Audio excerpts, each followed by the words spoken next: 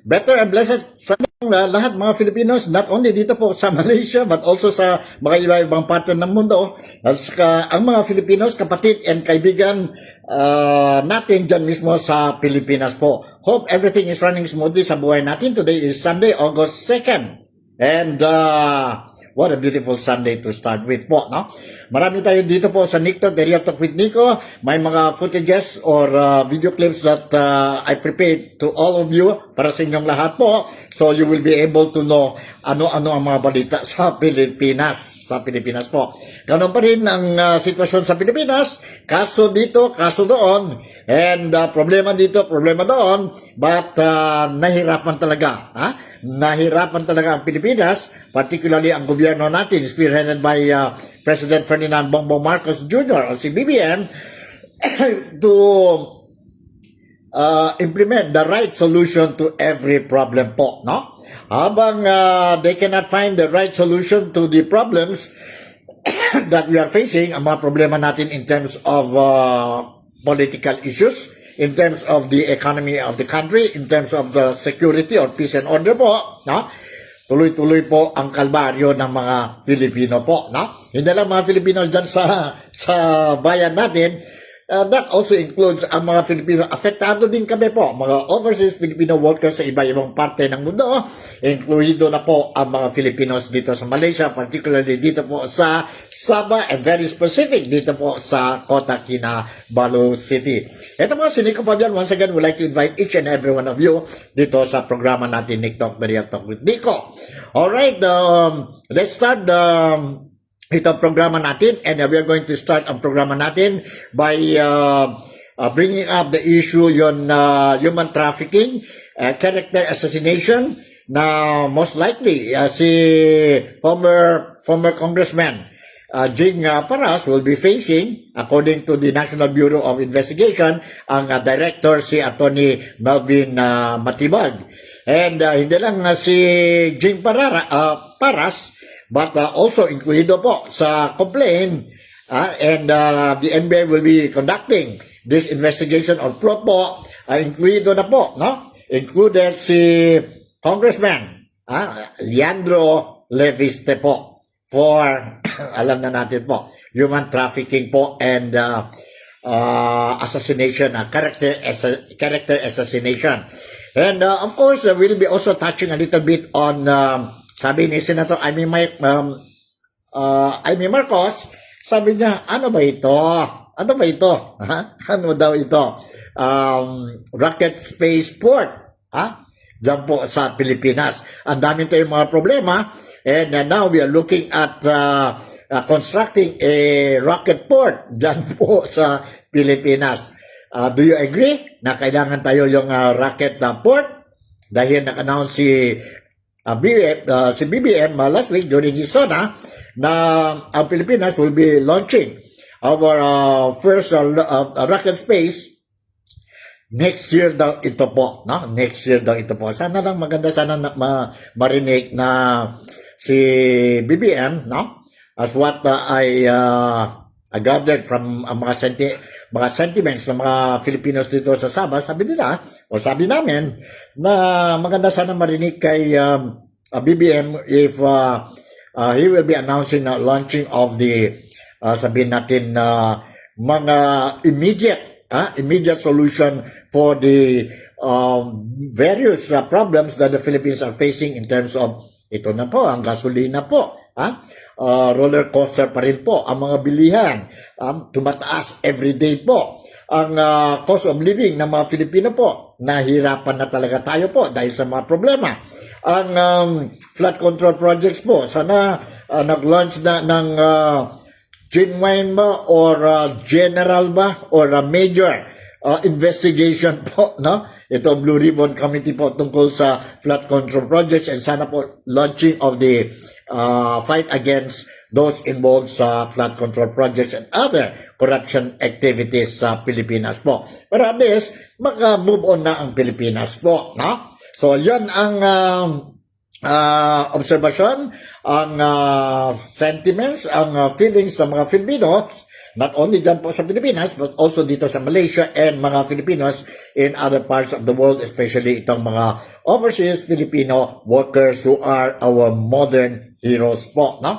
Dahil they are really helping not only in terms of financial assistance sa gobyerno dahil sa regular remittances, but also giving inspiration and trying the level best to make sure that ang mga anak nila po will be well-rounded person in the future, and these are the future leaders of our country. And we will also touch a little bit, may mga footages tayo dito. I will be sharing with you tungkol sa impeachment trial of Inday Sara Duterte, which we will again see the resumption bukas ito po, no? Bukas ng umaga, no? Bukas ng umaga. And at the same time, ano mga latest updates tungkol kay Senator Joel Villanueva as well as Senator Chis Escudero, as announced by ang ombudsman natin si Jesus Crispin Remulla. Remulla po, and of course, ang complaint ni asawa ni Vice President Inday Sara Duterte regarding itong presentation or opening of BIR documents po, no? May complaint si Attorney Mansa Carpio tungkol sa, sabihin natin, ang desisyon ng executive or ang presidente natin allowing for the BIR box to be open sa impeachment of Inday Sara Duterte po, no? So, these are the things that I'm going to share with you. And medyo mahaba-haba konti ang episode natin. But anyway, I'll try to make it short po, no? Kasi Sunday ngayon. So, first and foremost, I would like to read you in a news article dyan po sa Pilipinas. Ang heading ng news article is Paras to answer NBI subpoena once served, sabi ang lawyer ni Paras. Okay, nandito na po. Former Congressman Jacinto Jing Paras will answer the subpoena of the National Bureau of Investigation once served, his counsel assured on Saturday or kahapon po. The NBI earlier announced that it would issue subpoenas to Paras and Batangas 1st District Representative Leandro Leviste as it probed a purported character assassination plot linked to human trafficking. Former Secretary Jing Paras has the highest respect for the rule of law and the institution tasked with the administration of justice. Should a subpoena be duly served, he will respond through legal counsel and fully avail himself of the remedies guaranteed under the Constitution, including his right to due process, to be informed of the nature and cause of the accusation against him, and to examine the evidence presented. Paras counsel, Attorney Mark Tolentino, said in a statement yesterday po. Sabi niya po, our client categorically denies any involvement in any unlawful conspiracy or criminal activity. We are confident that once all relevant facts are properly examined in accordance with law, the truth will prevail, sabi ni Tolentino. Tolentino said the issuance of subpoena is part of the investigation process and it is not proof that an offense was committed. Meanwhile, NBI Director Melvin Matibag earlier revealed that its agent apprehended an alleged talent manager accused of trafficking women for sexual services. Based on intelligence reports, sabi ni Matibag, the NBI said that some reported clients of the services are government officials. They further discovered that the operation involved not only alleged human trafficking but was also used to discredit government officials.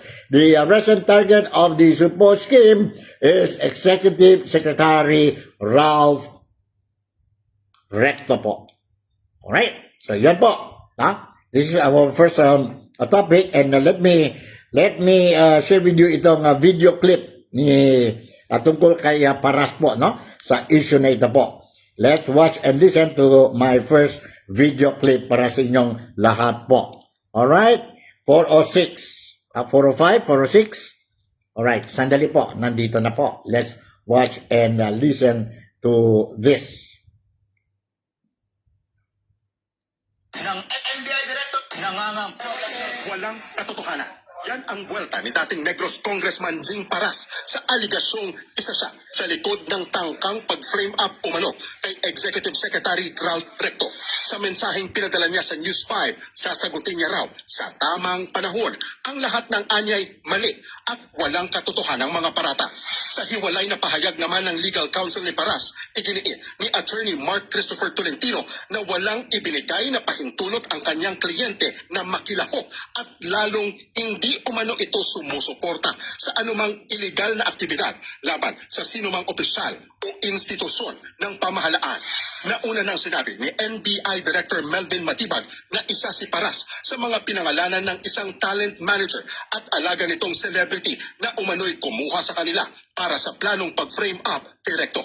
Nabunyag ang umano'y plano ng inaresto ng NBI ang talent manager na hindi pa pinapangalanan sa isang anti-human trafficking operation Martes ng gabi. Dahil yan sa pambubugaw niya umano sa kanyang mga alagang artista sa mga politiko. So nung nahuli na to, dinala dito sa opisina ng NCR, ng NBI, nung nadala doon, natakot ito, pati yung mga babaeng kasama, natakot.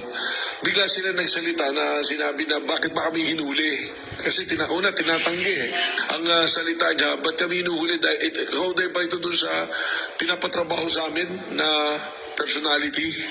Doon nabanggit na nga yung pangalan. So, doon na lumabas yung istorya na na-involved na si former Congressman Jing Paras.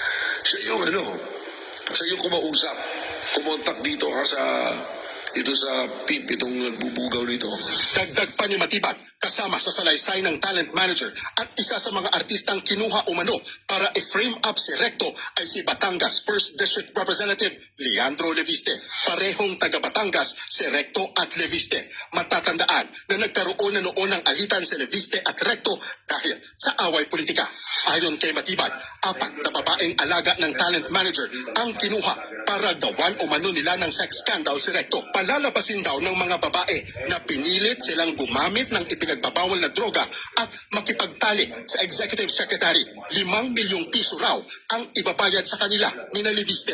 Papatawag natin si dating Congressman Jing Paras at si Congressman Leandro Leviste na according sa statement nitong mga to, ang magpopondo doon sa gastos dahil malaking amount yung ibibigay ay si Congressman Leandro Leviste.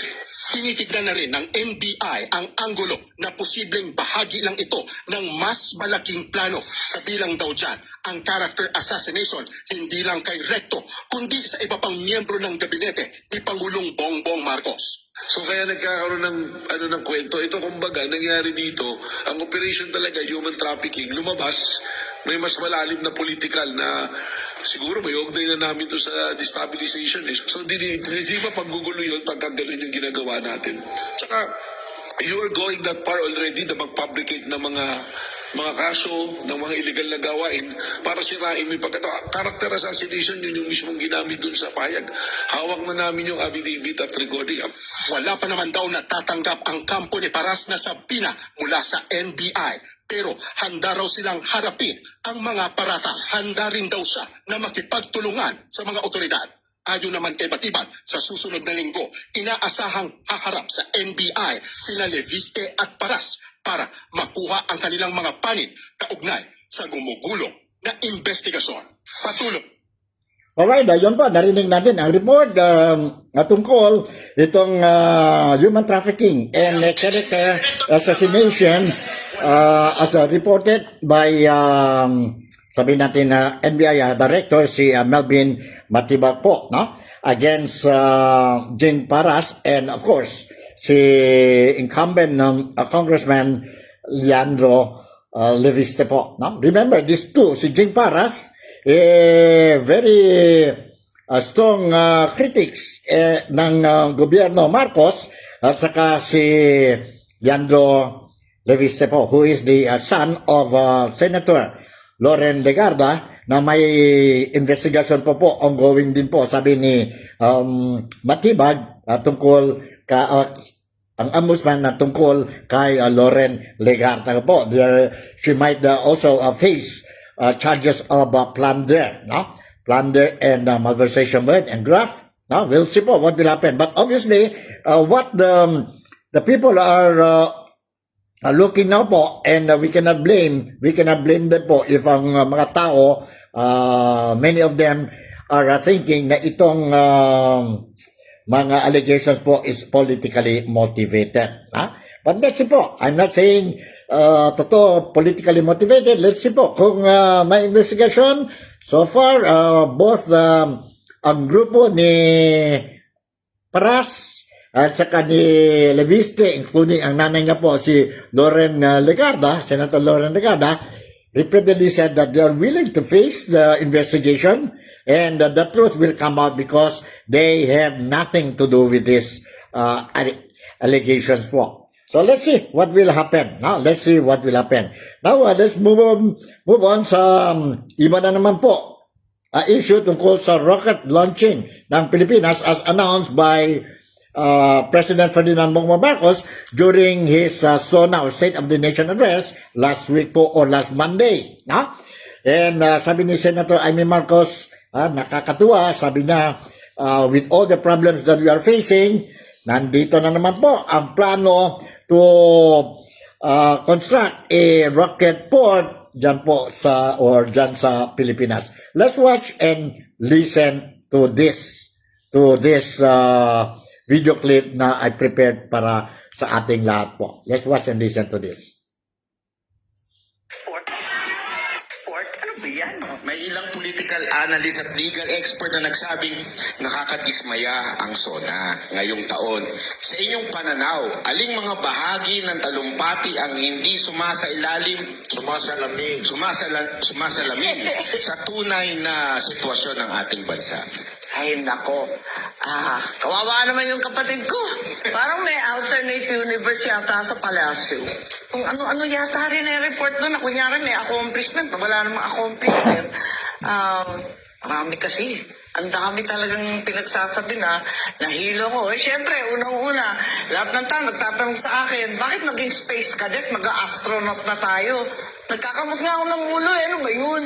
Na magkaka-launching pad daw sa Cagayan. Kauna-unahang spaceport. Katabi pa namin sa Ilocos Norte.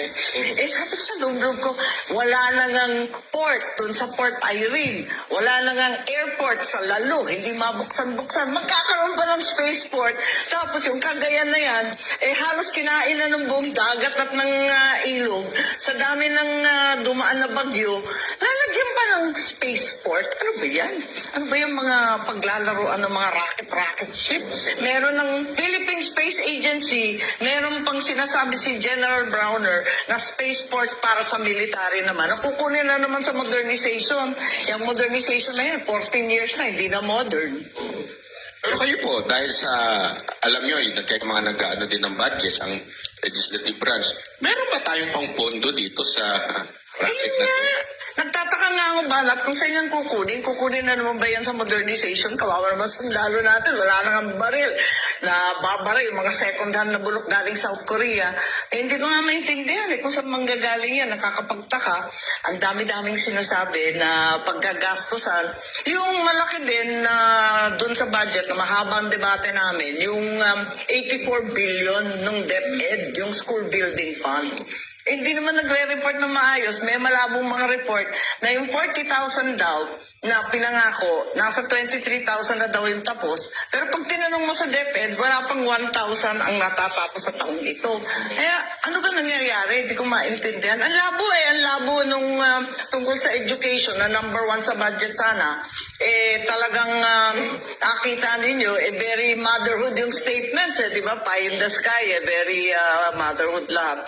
Ang pinaka-importante, taas ang sahod ng guro. Yan ang pinaka-importante at the end of the day, di ba? Hindi naman school building, hindi naman computer. Tapos yung marami rin nagtatanong, magkakaroon ng computer center sa mga gubat? Saan yung internet dun? Walang kuryente dun. Kaya nga, mobile daw, mobile. Ay, naku, tignan natin kung paano ba yan talaga. Samantalang yung mga teachers natin, ganun pa rin yung sahod, pati yung chalk allowance, hindi nabibigay ng buo. Nandun pa rin, nakapako pa rin sila dun sa ano yun? Salary Standardization 5 na hindi pa kompleto. So, paano mag-i-improve kung mismo yung teacher hindi naasikaso? Pero may sabi siya tungkol sa teacher, Senator Amy, na walang teacher na magre-retire na teacher 1. Well, sana, hopefully, pero alam naman natin na marami pa rin teachers na hindi na po promote at yung promotion na politika na rin eh. Naku, pambira talaga, di ba? Nabibili pa, may nabaril pa sa Palawan. Kaya ang hirap talaga, marami talagang dapat gawin sa edukasyon. Hindi naman bobo yung Pilipino, pero pag tinignan mo yung mga PSA scores, yung mga PISA, di ba? Ang baba ng score ng mga anak natin. Alright, yun po, narinig natin ang statement na made by Senator Amy Marcos. Ano ba ito? What is happening sa bayan natin po? Ang dami tayong mga problema. And now, here is our government talking about the construction of a spaceport dyan sa Pilipinas po. I don't know. Kayo po, what do you think? Do you agree with the construction or setting up of a spaceport dyan po sa Cagayan, dyan po sa Pilipinas? Dahil we will be launching our first rocket po sa space according to the report made by BBM during his fifth SONA or State of the Nation address last July 27 po. So let's see po what will happen. And karamihan ng mga Filipinos, apparently, they do not agree with the setting up of a spaceport dyan po sa Pilipinas. Alright, what is happening na naman tungkol ang conflict, ang war of words, between Senator Ping Lacson and Senator Alan Peter Cayetano po. What is happening po dyan? Let's watch and listen to this video clip that I have prepared para sa ating lahat po. Ng DPWH sa lungsod. Nakatutok si Ian Cruz. Sa bangayan ni na Senate Minority Leader Alan Peter Cayetano versus Senate President Pro Tempore Ping Lacson. Huling aligasyon ni Lacson, may mga anomalya umano sa flood control at iba pang infrastructure projects sa baluarte ni Cayetano sa Taguig. Kalaunan, nakarating kay Lacson na humihingi ng ceasefire si Cayetano na sinagot niya ng ceasefire my foot. Kaya tuloy daw ang paglalantad niya ng mga anomalya sa Taguig. At least 5 of my colleagues in the majority, inikutan niyang isa-isa at nakikiusap siya. Kung pwedeng tigil na muna, parang ganon. Walang, in so many words, ceasefire. Pero sabi ni Cayetano, hindi naman daw siya humingi ng ceasefire. Sabay inalmahan ang pagkukumpara ng mga proyekto sa Taguig sa ghost at substandard projects sa Bulacan. Yung sinabing, we are worse than Bulacan. No, napakalaking, ano ba yung pondo sa Bulacan, sa isang distrito lang yon, times 5 ba? Kaso sa Taguig. Tapos sa Taguig yung pondo, kasama naman dyan mga kalye, kasama dyan mga multi-purpose buildings, school buildings. At sa Taguig, makikita nyo, gumaganda ang buhay ng mga tao. I really don't mind the investigation. Basta patas lang. Pero sabi ni Lacson, may mga ebidensya raw na magtuturo na kontrolado ni Cayetano ang operasyon at iba pang aktibidad ng Department of Public Works and Highways o DPWH sa lungsod. Kasi pag hindi sumunod yung district engineer, pinapalitan. At saka pinapanakot niya. At nangyayari talaga. Kaya yung district engineer, parang tau-tauhan. Sabi pa ni Lacson, sa tulong ng mga informante, nabuo na nila ang money trail, nabatid ang daloy ng mga komisyon mula sa mga proyekto, kaya sinimulan na nilang isumite ang mga nakalap na ebidensya sa Office of the Ombudsman. Isiniwalat ni Lacson ang umano'y kickback scheme sa Taguig na umaabot daw ng 33% kada proyekto, kaya walang nagawa ang mga kontraktor kundi gawing substandard o ghost ang kanilang proyekto sa lungsod. Dokumentado lahat ito. Hindi ito yung chismis, hindi ito yung sabi-sabi. Meron kaming contract ID. Kumpleto yun. Meron kaming progress billing. May mga petsa yan. Kumpleto. Ilang larawan ng mga proyekto sa Taguig ang inilabas ng tanggapan ni Lacson para suportahan ang aligasyong may ghost projects din sa syudad ni Cayetano.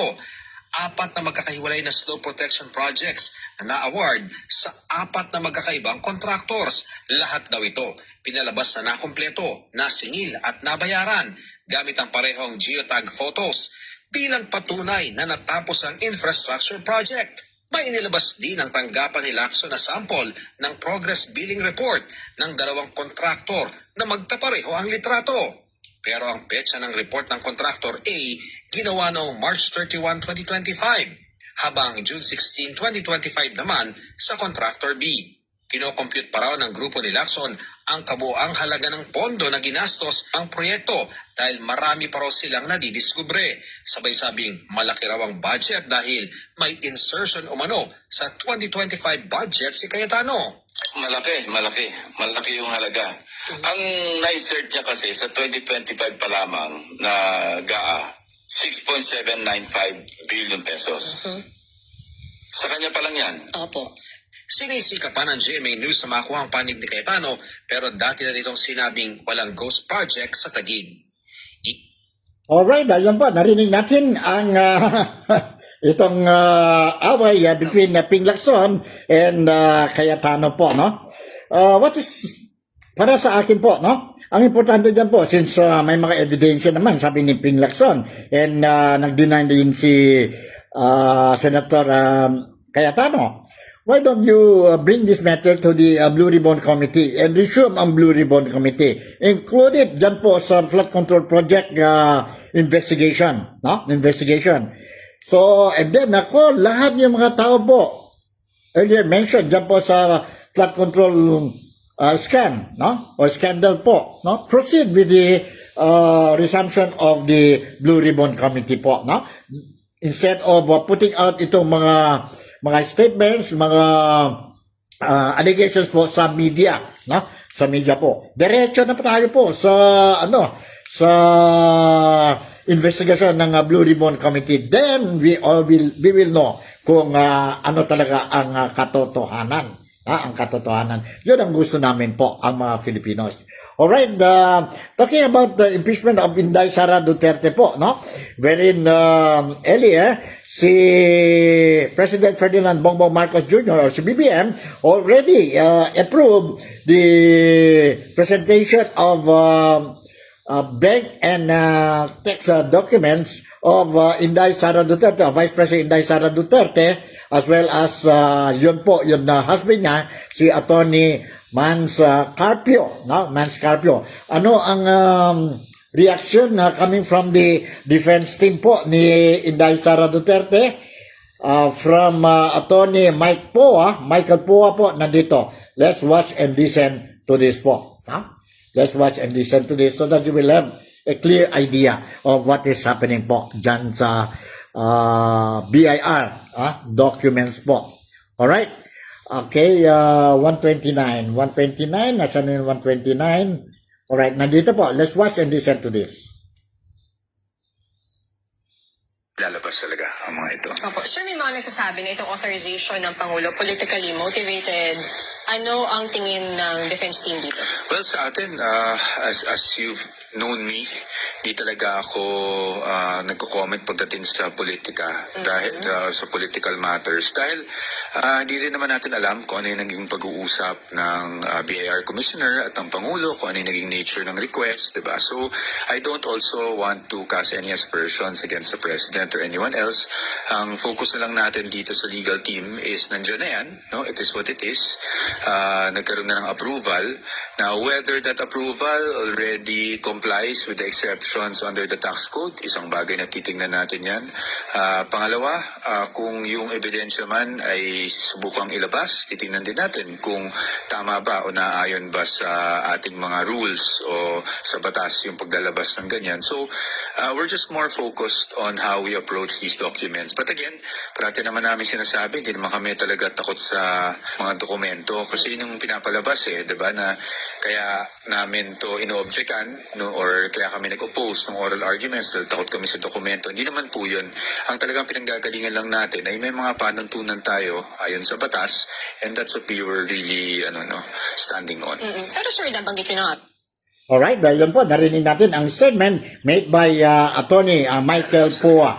Talking about still, ang issue po, tungkol kay VP Sara at saka ang husband niya, si Attorney Manscarpio, no? Si Manscarpio po, meron tayo dito isang video clip po which I highly recommend all of you to listen po, no? To listen po itong report. Let's watch and listen to this.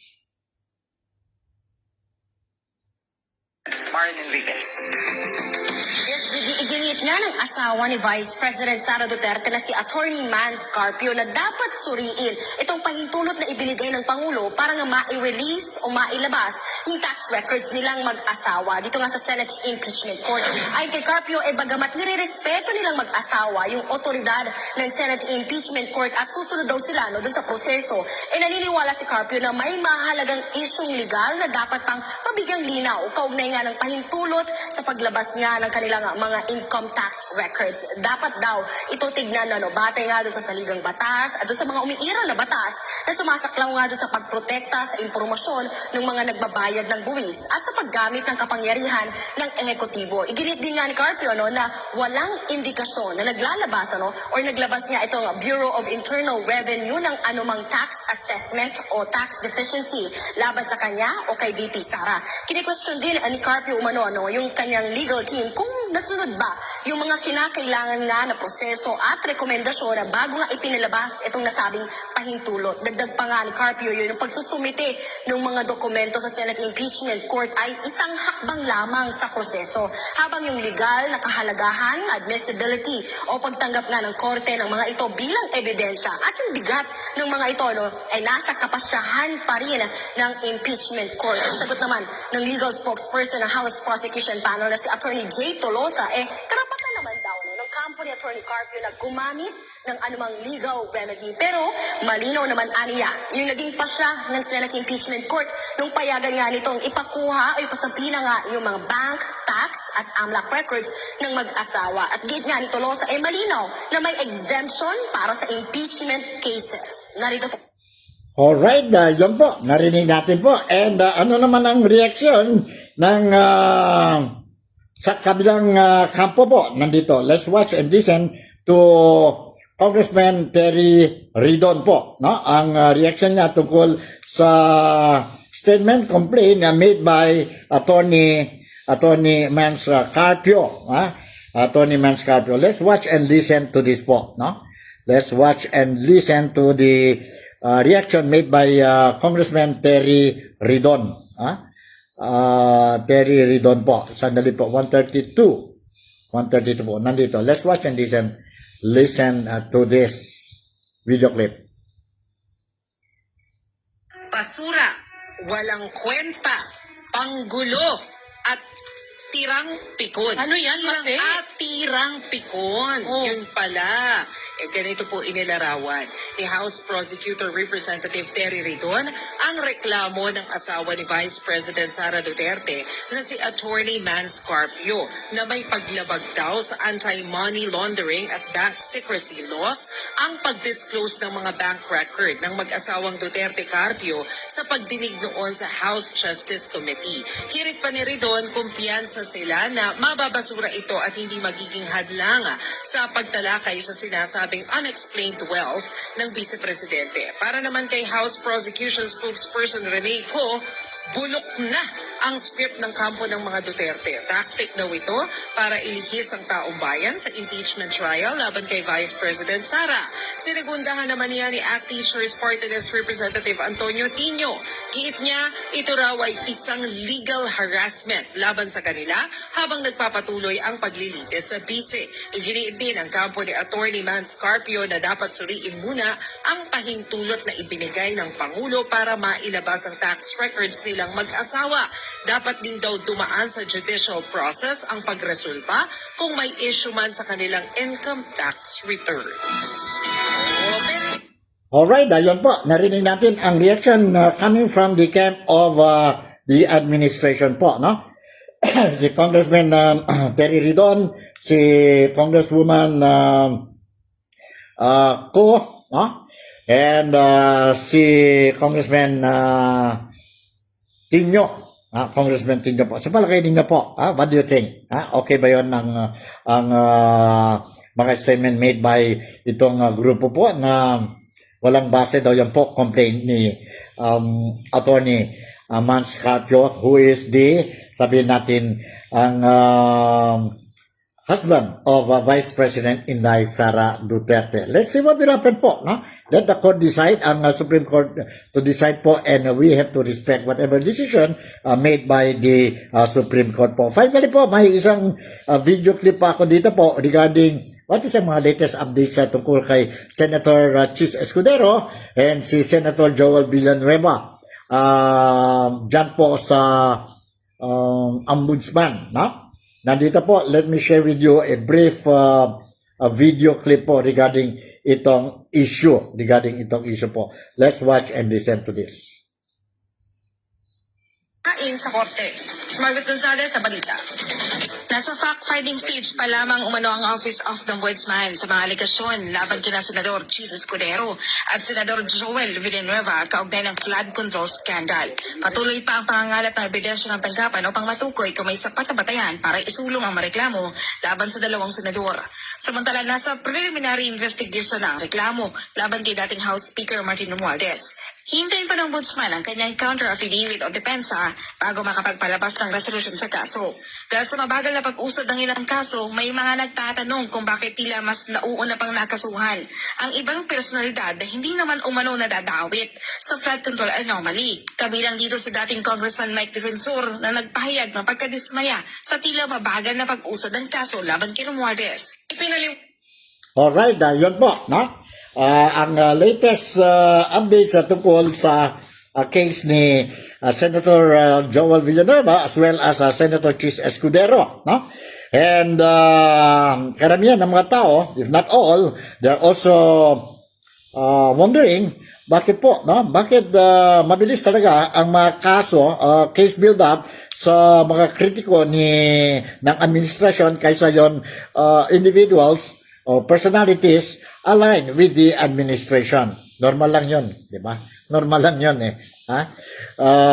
They have to kill their enemies po. Not literally kill po, no? But to, nasa kanila po. For as long as itong mga tao na may problema, no? May problema po in terms of sa trabaho nila, dyan po, pagka-senador o pagka-congressman, no? For as long as they stick to the government, support the government po, and they don't make no noises, then sabi mga Filipinos ng dito sa Malaysia and mga ibang Filipinos sa mga overseas Filipinos, safe na safe yun sila. Samantala, itong mga kritiko ng gobyerno po,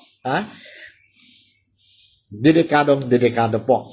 And kagaya namin dito sa Malaysia, we believe that ang kaso ni Senator Cayetano, Senator Loren Legarda, mauna pa ito po kaysa sa cases to be filed against Romualdez, Saldico, kung sino-sino pa yun dyan po, no?